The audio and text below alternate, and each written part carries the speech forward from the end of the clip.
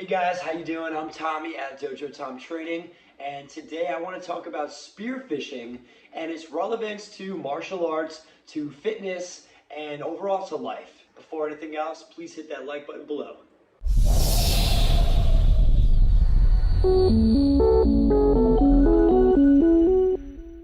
So I had great feedback from an individual that I train, and they started asking me a few good questions. They wanted to hear more about the spearfishing that I do. Why I do it, what it means to me, how I started doing some of the things that I do. I found myself getting into spearfishing in 2018, 2019, about 4 or 5 seasons ago. It actually happened inadvertently through karate. Through two karate brothers of mine, my friends Nick and Kyle. I'm definitely in debt to them for this. After training in American Combat Karate, we would beat the hell out of each other, and we'd go to one of the local breweries at the time. They brought up a video, probably one of the famous videos of a guy fighting off a bull shark after he shot a giant tuna.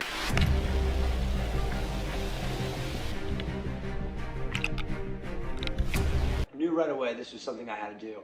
So the very next day, I went out and I bought myself some fins, a mask, a pole spear. It was like a tripod pole spear, and there we had it. I was started. Just kept going. I wanted to learn more. Couldn't, just like martial arts, couldn't get enough. If you're a white belt or at martial arts, anything, you suck at first and you take your beatings. And we were taking our beatings out there in the water. Luckily, we all survived.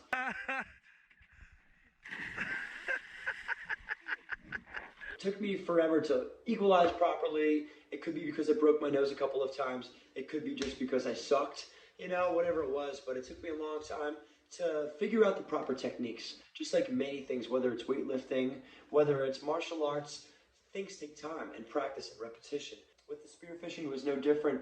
We were out there and we were just putting ourselves out there, showing up as much as possible because we loved it and we were completely intrigued by it. We watched these videos, we went out and we bought our first spear gun kits, we bought fins and masks. We were completely horrible, we sucked. And you know, guys weren't even I wasn't even equalizing how many things we were doing wrong.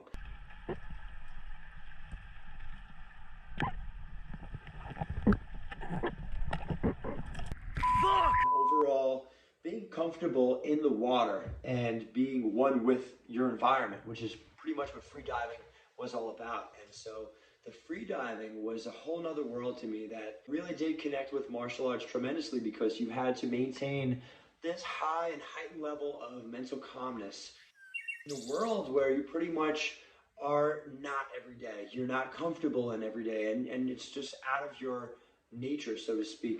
Maintaining this level of comfortability and staying comfortable and calm in chaos was very relevant. So how did I even get into martial arts? Martial arts I fell into or stumbled into, just like spearfishing, almost accidentally. I was out one night with a couple of friends. We were kids, I was 14 years old. One of my friends got into a fight with an individual from another town. These kids started jumping my friend. So of course, we had to jump in and save him and help him.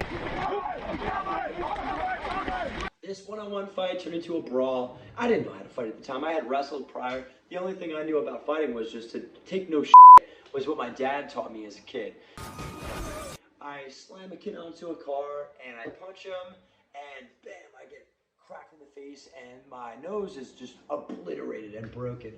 It gets even better than that. I'm running away. The cops come and I knew my nose was broken because as I'm running, I could not breathe. And I'm trying to grab air, you know, adrenaline's going and I'm 14 years old, this is crazy. I'm hopping fences and finally I look in the rear view or the side view mirror, it was the side view mirror of a car, and the actual window reflection, and I look like a Mr. Potato Head puppet. We go to the hospital and the kids that we fought were in the hospital.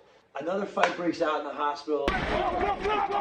The very next day showed up for work at a catering hall. And the owner of the catering hall was, I think, a 5th degree or a high-level ranking black belt at the time.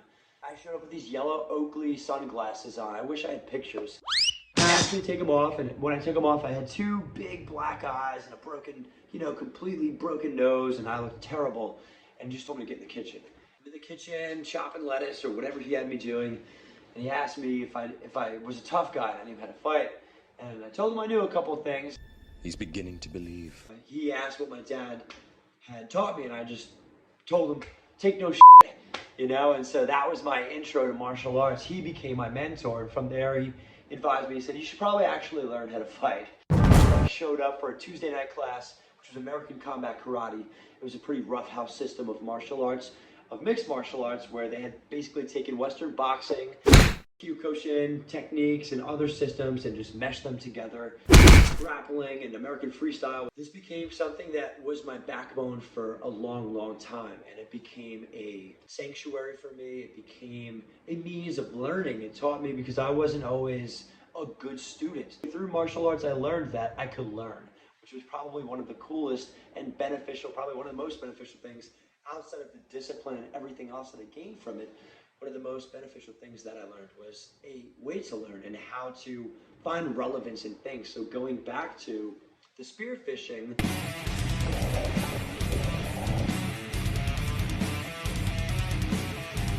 everything can have a means of relativity if we can seek that balance and that yin yang in it. Another really cool means of relevance between these two is the simulation. So in martial arts, we have a lot of simulation training or scenario training, where you'll almost play role. The good guy, the bad guy. And one individual has to play the role of the attacker. The other is the individual who's learning the techniques. You'll see this in countless systems of martial arts, whether it be boxing, whether it be karate, taekwondo, grappling, judo, jiu-jitsu, where basically you're trialing out the movements and you're learning the techniques and you're drilling these techniques. Drilling is another term that's commonly used, where you're just through repetition going through these movements again and again to not only further acquaint yourself, but so that your subconscious becomes psychologically, you are becoming desensitized maybe to the fear, to the anxiety, and the otherwise overwhelming emotional status that's occurring in these situations. A lot of the martial arts is chaotic, or at least seems to be from the outside eye. If you watch a fight typically will scare people. It is uncomfortable and chaotic, but one of the things I learned early on in martial arts, or at least as I started progressing in the world of martial arts, was to seek calmness. When I originally actually started, I was crazy, and one of my means of doing well was to use my crazy to my benefit, but that actually got me beat up pretty bad in a few good spars and a few good street altercations.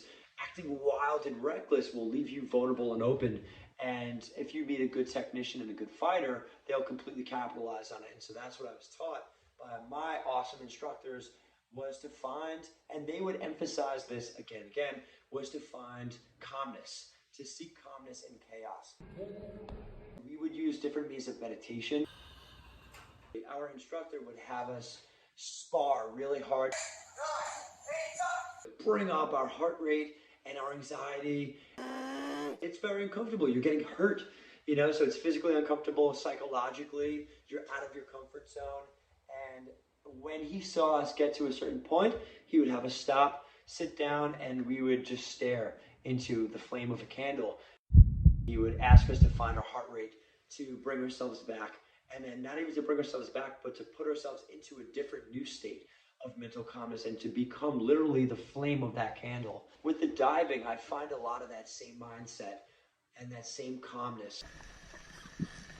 As I started progressing with diving, I started to realize at first it was just this amazing new thing. Then I started to see how it was just really a new chapter of something I originally started 15 or more years ago. And it was just an expansion of it that helped me become a better martial artist, but also the martial art aspect helped definitely make me a better diver. Having the physical capabilities to dive down and hold your breath under pressure through the atmospheric pressure change, the chaos that's going around you, maintain calmness with different predators. I think that there's a certain level of humility that definitely comes in that realm. There was so much more to learn, not just about martial arts or about fighting or about having my teeth kicked in, but about myself, about my environment, about the world, and that there was just more growth to occur For me, that was exciting because that meant that there's more to life. There's more living to be done. Something that made me want to stick with it was the philosophical aspect of it, was the self-mastery, the self-growth aspect in terms of the self and learning more about the self through action. And that's something I found in the fitness world. So it's not just martial arts, of course, and again, fitness has a lot to do with martial arts and vice versa. Martial arts, I was taught and instructed that it meant way of life. And so fitness should become a way of life. This is something that I teach a lot of my students, a lot of my clients, a lot of individuals that I work with. It's not just a quick 5-month program and you're gonna have a shredded six-pack and be on the beach. It should become a lifestyle, and with those lifestyle changes, those daily choices that are gonna ultimately lead to the change in the vessel, because this physical is just a reflection of this and this. It's just simply you and whatever it is that's around you. And that's another thing that intrigued me about the spearfishing realm. Just like martial arts, is there really is no room for facade or to fake, which you see a lot of in the world. And that can be just disappointing to people, especially in the social media realm or the YouTube world. All day long when people troll, you're seeing these images and you're fed these ideologies that often aren't real. A lot of the world that we live in is a fantasy world that we've created. But when you step in the ocean or when you step on the mats, it's just you and whoever's in front of you, or however many are around you, depending on how many you're fighting, and whatever you're swimming with, whether it be a shark, a turtle, a whale, a dolphin, that it pulls you into the moment. Being present is key. It's something that's being lost in the world, or at least it's something that we easily lose within ourselves as we progress through time, and as technology increases, it's easy to become disconnected. As connected as we become, it's easy to be disconnected from other things. For instance, another thing that I found in the spearfishing world that was relevant to fitness was food sourcing. Now that I was out in the ocean and I'm hunting my own fish and shooting my own fish, and it's extremely hard. It's basically like doing a workout just to catch food, and sometimes you don't even catch this food, right? So it gives you a new appreciation for not just life, because you're taking that life, but for the food that you consume on a daily basis. It teaches gratitude, and it definitely taught me a lot of gratitude and appreciation for the food that I eat, the water that I drink, and the things that I consume on a daily basis that become almost just ordinarily there. We're so gifted and blessed in today's day and age that I could walk to the store right now, or I could from the store, I can walk to my fridge that's 2 feet away from me, open it up, and I have a complete variety of different protein, vegetables, carbohydrates, probably 5 different variants of drinks or whatever else that I want to consume. So we're overly spoiled, and it's easy to find a disconnection or to have a disconnection from what that means until these things are removed and taken away. One of the things that I found in the spearfishing world was a really great appreciation for life, for food, and what it means to actually catch your own food, to clean your own food, to see it moving in front of you. I used to leave the gym sometimes, walk right over to Mexican bar and grill, and you're standing there and you pick out your chicken and you pick out your steak and you eat it, right? Those were living organisms. It's very easy to forget because they're just there. It almost seems as though they're an object, but that object that we're consuming came from a living thing. And sometimes it's easy to forget that, or at least it's easy to lose sight in how sacred that once was until you start catching it for yourself. It's something that we should all learn, and I think we would appreciate things more. Respect ourselves, respect our environment, respect the people around us. That's one thing that was huge in the world of martial arts. The ocean definitely teaches you respect. Again, I had mentioned this before, it teaches a lot of humility, or it will humble you.